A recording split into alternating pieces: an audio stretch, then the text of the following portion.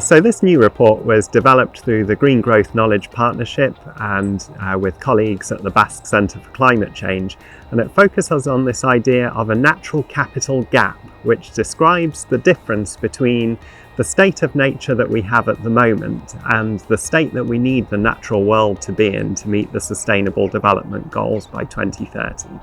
And the report itself is global in coverage. It covers about 80% of the world's GDP and 78% of the world's population, and it does that based on a sample of 40 countries.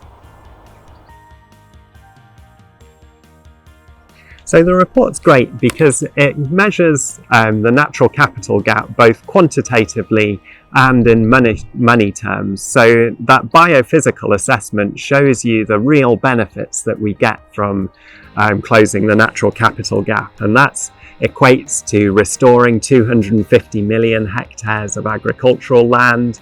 It reflects protecting and restoring 28 million hectares of important ecosystems. Through improving water quality and air quality, it equates to avoiding nearly 5 million premature deaths a year. And also through being more efficient with our use of resources, it saves thousands of millions of tons of natural resources as well.